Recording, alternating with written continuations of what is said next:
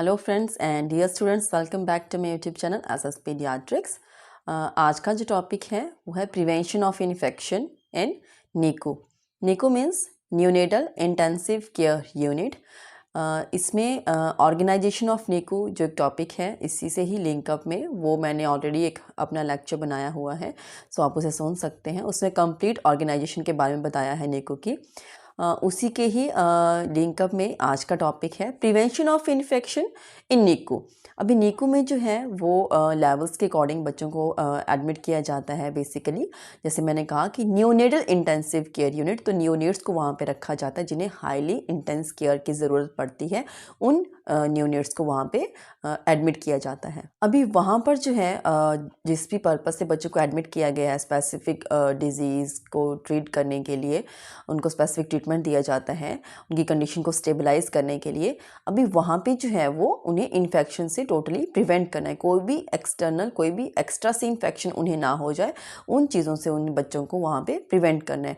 और ये बहुत ज़्यादा ज़रूरी क्यों है? क्योंकि न्यूनेट्स हैं, बहुत ही डेलिकेट होते हैं और उनकी इम्यूनिटी जो है वो बहुत लो होती है। वो एकदम से इस एक्स्ट्रा यूट्राइन एनवायरनमेंट में आए हैं, आउटसाइड दिस वर्ल्ड में एंटर हुए हैं बच्चे मदर के वूम से।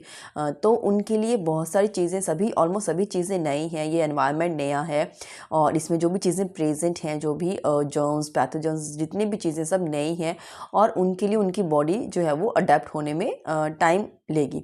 सो इन सभी प्रोसेस को हैंडल होने में टाइम लगता है, तो हमें बच्चों की केयर जो है वो एक्स्ट्रा से करनी पड़ती है। तो कोशिश ये रहनी चाहिए कि जो नीकू में जो है वो बच्चों को इन्फेक्शन बिल्कुल ना हो। अभी जस्ट इमेजिन कि अभी वहाँ पे जिस भी पर्पज़ से बच्चों को एडमिट किया गया है, उनको केयर प्रोवाइड करनी चाहिए।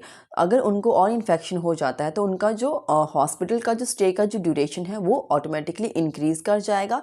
बच्चे बहुत ज़्यादा सफ़र करेंगे और जो उनका जो कॉस्ट चार्जेस आएंगी हॉस्पिटल स्टे का जो ड्यूरेशन की वजह से जो चार्जेस इंक्रीज़ होंगे, वो भी एक फाइनेंशियली जो है वो एक बर्डन फैमिली मेम्बर के ऊपर हो जाता है। So this is very much important to prevent the infection in the NICU. तो इसी के डिटेल में आज का लेक्चर है। आप प्लीज़ लेक्चर को कंप्लीट सुने लास्ट तक and I hope this is very beneficial for you. So let's start with the topic prevention from infection in NICU. NICU means neonatal intensive care unit.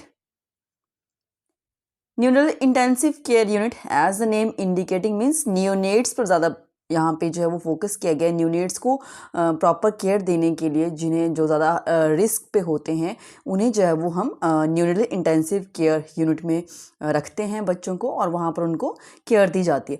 But infection को prevent करने का जो ये एक motive है, specially Neeku, वो क्यों सोचा गया, क्यों ये चीज़ अराइज हुई? जस्ट बिकॉज क्योंकि न्यूनेट्स को ज़्यादा केयर की ज़रूरत है, वो ज़्यादा इन्फेक्शन कैरी कर सकते हैं। वो क्यों कैरी कर सकते हैं? Why neonates are more prone towards the infection. और ये क्यों ज़रूरत पड़ी कि हमें जो है वो इन्फेक्शन को मिनिमाइज करना है, प्रिवेंट करना है इन नीकू। सो वाई न्यूनेट्स? जस्ट बिकॉज क्योंकि न्यूनेट्स जो हैं वो लो बर्थ वेट हो सकते हैं, प्रीमेच्योरिटी उनकी हो सकती है, मीन्स प्री टर्म डिलीवरी अगर हो जाती है बच्चों की तो उसमें भी चांसेस होते हैं। उनकी प्रॉपर इम्यूनिटी नहीं होती है। कॉन्जेनिटल मालफॉर्मेशंस हो सकती हैं बच्चों को। कॉन्जेनिटल मीन्स बाय बर्थ अगर बच्चों को कोई डिफेक्ट है, कोई मालफॉर्मेशन है, तो वो बच्चों का एक रीज़न बन जाता है कि उन्हें नीकू में एडमिट करना पड़ता है। और अगर नीकू में बच्चा जाता है तो वहाँ पे इतना रिस्क पे होते हैं कि उनका जो हॉस्पिटल जो ड्यूरेशन है वो ज़्यादा लंबा चलता है और बहुत ही फ्रिक्वेंटली बच्चों के ऊपर इन्वेजिव प्रोसीजर्स किए जाते हैं। टोटल पेरेंटल न्यूट्रिशन पर बच्चे होते हैं और उनका एंट्रल फीडिंग भी डिले हो जाता है। फॉर्मूला फीडिंग पर रखना पड़ता है बच्चों को। और अगर इन केस हमारे पास इनएडिक्वेट नर्सिंग स्टाफ है, ओवर क्राउडिंग हो जाता है अगर नीकू में, तब भी बहुत ज़्यादा ज़रूरत पड़ जाती है, क्योंकि जितने ज़्यादा लोग होंगे उतना ही ज़्यादा इन्फेक्शन वहाँ पे होने के चांसेस इंक्रीज़ हो जाते हैं। और अगर प्रॉपरली हैंड वॉशिंग नहीं होती है, 1 to 1 अगर एक बच्चे के बाद दूसरे बच्चे के पास अगर जाते हैं चेकअप के लिए या केयर के लिए, नर्सिंग स्टाफ या डॉक्टर, जो भी हेल्थ केयर पर्सनल्स वहाँ पे काम कर रहे हैं, तो वो प्रॉपर हैंड वॉशिंग होना चाहिए। सो वो अगर वहाँ पे प्रॉपरली नहीं हो पाता है तो इन सब ये सारे जो मैंने आपको बताया, these all are the common sources जिनकी वजह से न्यूनेट्स तक जो है वो हम इन्फेक्शन लेके जाते हैं। कॉमन इन्फेक्शंस क्या हो सकते हैं नियोनेट्स को? सेंट्रल लाइन एसोसिएटेड जैसे ब्लड स्ट्रीम इन्फेक्शन हो सकते हैं, निमोनिया हो सकता है, नियोनेटल सेप्सिस हो सकता है, और डिवाइस एसोसिएटेड इन्फेक्शन हो सकते हैं। जैसे क्या होगा फिर अगर बच्चों को इन्फेक्शन होता है, मीन्स एक डिजीज़ होगी बट उसके साथ उनको और इन्फेक्शन मिल गया वहाँ पे केयर करते करते, तो उनका जो हॉस्पिटल का जो स्टे है वो लंबा हो जाएगा, जिसकी वजह से उनके पेरेंट्स के ऊपर जो है, जो भी फैमिली केयर गिवर्स हैं, उनके ऊपर बर्डन पड़ जाता है, फाइनेंशियली क्राइसिस के थ्रू उनको जाना पड़ता है। और जैसे मैंने कहा कि हाई ट्रीटमेंट कॉस्ट हो जाती है, जितना ज़्यादा प्रॉब्लम बच्चे में उतना ही उनकी ट्रीटमेंट की कॉस्ट जो है वो इंक्रीज़ हो जाती है। और इन सब चीज़ों का इम्पैक्ट एक बच्चे की बॉडी के साथ साथ उसका जो है वो ब्रेन, उसकी डेवलपमेंट, उसका जो न्यूरो डेवलपमेंट है उस पर भी उसका इम्पैक्ट पड़ता है। So now the question is कि प्रिवेंशन कैसे हो सके, हमें प्रिवेंशन पर ज़्यादा फोकस करना है। इन्फेक्शन है उसको रोकने के लिए हम क्या क्या कर सकते हैं? सो location of the Neeku, it should be away from the over crowded places, just because क्योंकि जहाँ क्राउड होगा वहाँ पर ज़्यादा लोग हो रहे हैं और वहाँ पे इन्फेक्शन के फैलने के चांसेस और बढ़ जाते हैं। As close as the labour room and obstetric operation theatre, just because जैसे बेबी वहाँ पे डिलीवर होता है उसे इमीडिएटली जो है वो केयर की अगर जरूरत पड़ जाती है तब हम उसे इमीडिएटली वहाँ पे शिफ्ट कर सकते हैं। Hand hygiene most important, hand washing जो है वो बहुत ज़रूरी है, और नेल्स प्रॉपरली कट होने चाहिए। अगर किसी को कोई कट है हैंड पर तो उसको प्रॉपरली कवर करना है, जस्ट बिकॉज ओपन वुंड से भी हम जो है वो इन्फेक्शन बच्चे को दे सकते हैं।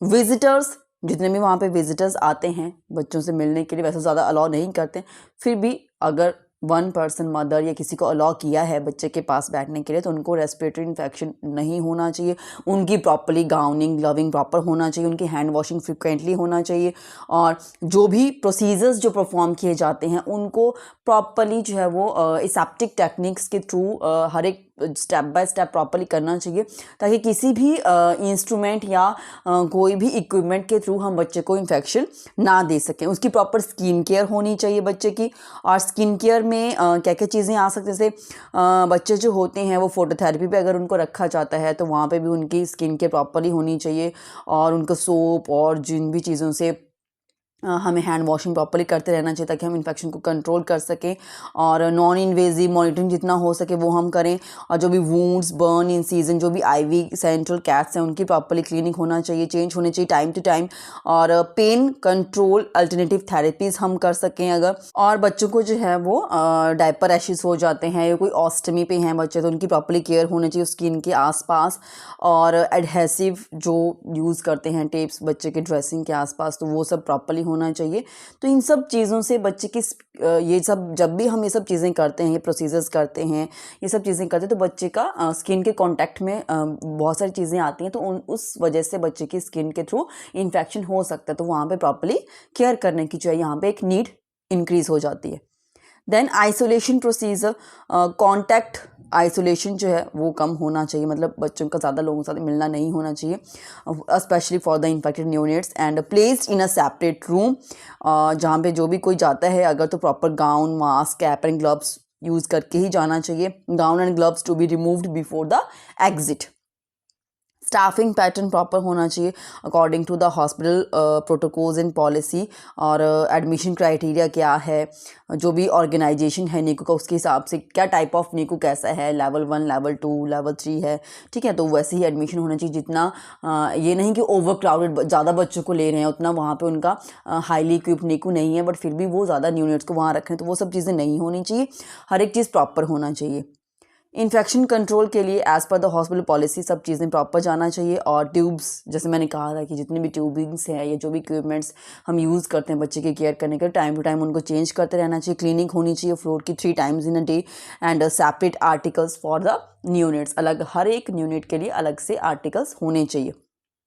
Antibiotics, limited use of antibiotics करना चाहिए। कल्चर एंड सेंसिटिविटी को प्रॉपर चेक करके बच्चे के ब्लड सैंपल प्रॉपरली चेक करने के बाद ही हमें देखना चाहिए कौन सा पर्टिकुलर एंटीबायोटिक बच्चे के लिए है, तो वो उसको अकॉर्डिंग टू द डिजीज़ के हिसाब से या जो भी डायग्नोज किया गया उसके अकॉर्डिंग उसको देना चाहिए। और मोर यूज़ कॉज अ रेजिस्टेंस, अगर ज़्यादा एंटीबायोटिक्स बच्चों पर देते हैं तो बच्चे उन एंटीबायोटिक्स के लिए रेजिस्टेंस जो है वो उनकी बॉडी ऑक्यूपाई कर लेती है।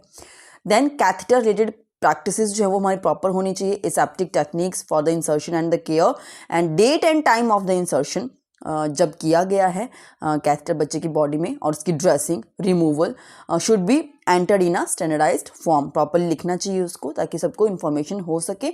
जो भी कोई शिफ्ट में स्टाफ चेंज होता है या डॉक्टर चेंज होता है, उन्हें क्लियर होना इन्फॉर्मेशन मिलेगी कि कब ये कैथेटर जो है वो बच्चे को इंसर्ट किया गया है, कब ड्रेसिंग चेंज हुई है, तो उसके अकॉर्डिंग वो उसको टाइम टू टाइम मैनेज कर सकते हैं।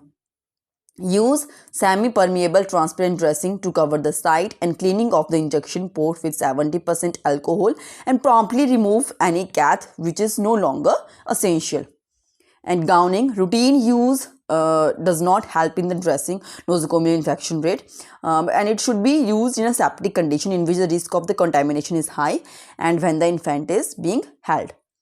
Fumigation, no additional benefit if the excellent housekeeping and sepsis farm proper हो रहा है, and mostly done routinely and during the endemic and low occupancy.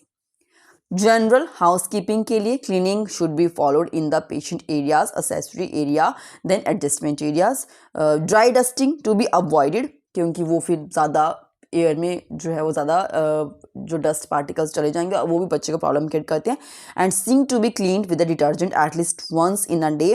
Cabinet counter should be cleaned at least once.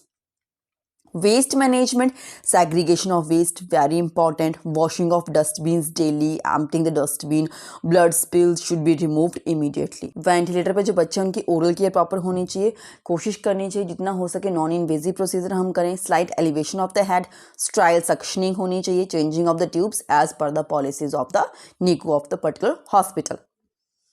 Detecting environmental reservoirs, cultures of the environmental specimens, tap water, sink drains, liquid medications, respiratory therapy equipments, hand soap and hand creams, हर एक चीज़ का जो है वो हमें check करना है कि कितनी चीज़ें प्रॉपर्ली यूज़ हो रही हैं, नहीं हो रही हैं, कौन सी चीज़ अच्छी कंडीशन में है, तो वो सब चीज़ें प्रॉपर्ली हमें चेक करना है।